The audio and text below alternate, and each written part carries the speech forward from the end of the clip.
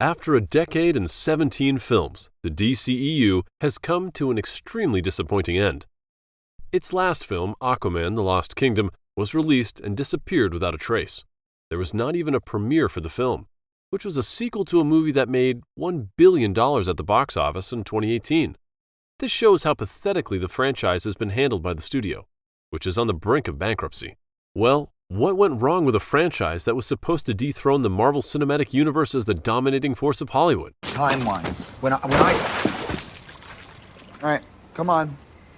Hup, Poseidon. All right, come. Let's find out.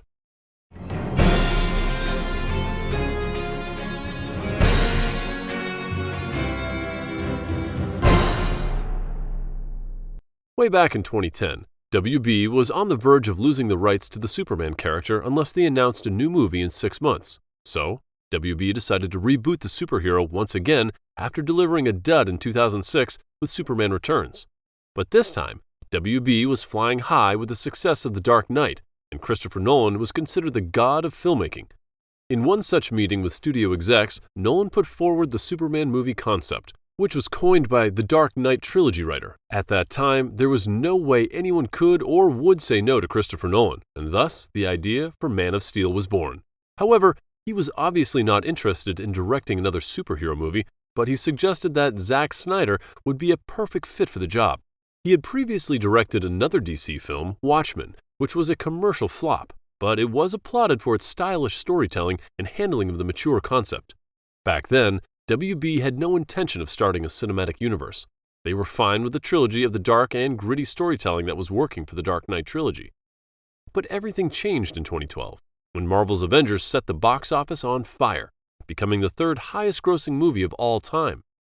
Now, every studio wanted to start their own cohesive universe, with WB being the most eager to get it going as soon as possible. So, when Man of Steel released in 2013, the studio wasted little time to announce that they were starting the DCEU, DC Extended Universe, and the audience was jumping out of their seats in excitement. I want you to remember my hand at your throat. I want you to remember the one man who beat you. Whoa! What? What?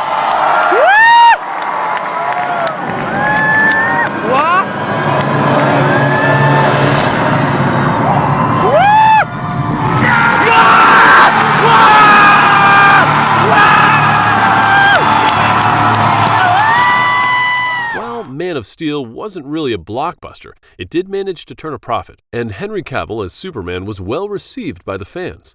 But was it actually the right time to kick off a cinematic universe without laying any foundation? Zack Snyder initially was going to make a Man of Steel sequel, but the studio bosses, now hellbent on catching up with the MCU, pushed hard for a cinematic universe. Zack Snyder, along with Chris Terrio, charted a plan that would end with Justice League 3 in 2021. And the plan was set in motion with Batman vs. Superman in 2016. And my friends, that's where it all went wrong. Even though the film made over $800 million at the box office, it received terrible reviews, especially from DC gatekeepers who were crying over silly things such as Jimmy Olsen being killed in the first 10 minutes of the film. I'm pretty sure that most of them don't even know Jimmy Olsen featured only in a handful of comics and wasn't even important in any way to the story of DC. The second reason was that Batman vs. Superman was too dark. This was not the problem with the film, but the problem with the individual taste.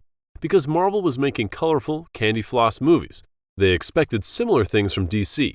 But Zack Snyder was crafting an epic journey which everyone failed to understand, including the studio bosses, who asked him to edit the film by 30 minutes because they wanted to squeeze in more showings.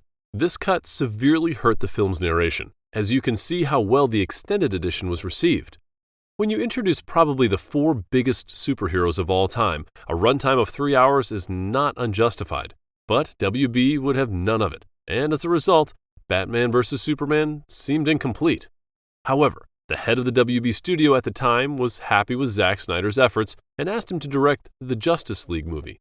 Now, before the filming was completed, there were changes in WB, and the new CEO was not happy at all that Zack Snyder was asked to continue. As a result, he invited critics to the shooting locations to put pressure on Zack Snyder to make the movie according to their likes and dislikes, At this moment, Zack Snyder was struck by a family tragedy, and WB took this as a good opportunity to change directors. But they still maintained that it was Snyder's film, and Joss Whedon was just coming in to complete what Snyder had started. Well, the film released, and it bombed so badly at the box office. Even though WB kept the narrative that it was Snyder's film, everyone who watched it knew that it wasn't.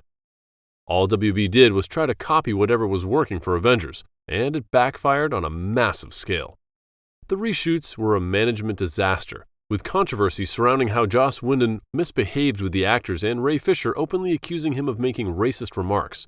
There were even reports that Ben Affleck had asked other actors to walk out of the reshoots, but Henry Cavill, Gal Gadot, and Jason Momoa didn't have the courage to take on the mighty studio. They were actually more than happy to push Zack Snyder under the bus for the failure of Justice League. The success of Wonder Woman right before Justice League had gotten to the head of Gal Gadot, thinking that she was the new Christopher Reeve. After the debacle of Justice League, they finally fulfilled their wish to reboot the DCEU. Hamada was now put in charge of making a new plan, and the first thing he did was cancel Ben Affleck's solo Batman film. It was an absolutely stupid decision, considering Ben Affleck was fantastic as the Caped Crusader, and he was very excited to direct the film himself. This was the final nail in the coffin that made the audience completely detached from this universe. Every film in the Hamada-verse was a box office failure. Everything after 2017 was getting praised by critics, but audiences were outrightly rejecting them. This brings up the question, were critics biased towards Zack Snyder? There were even rumors that DC Comics CEO Geoff Johns had paid off the critics because he had his own ideas for the universe. But Snyder wasn't giving any heed to his ideas. Well, we all saw what his great ideas were after 2017. You are? Yeah. I'm Batman. No! God, please, no! No! No! Hamada was looking after the horror division of WB and was behind the Conjuring universe. But making low-budget horror movies is nothing like creating a cohesive cinematic universe that features some of the biggest comic book superheroes ever. Everything was either getting canceled or rebooted since Zack Snyder was removed. This resulted in audiences not willing to invest themselves in a story when they are pretty sure that there won't be any connecting films coming up to continue the story. What happened with the DCEU was the classic case of killing the golden goose with the greed of gathering all the eggs at one time. They attempted to replicate the success of the MCU without laying a solid foundation for it.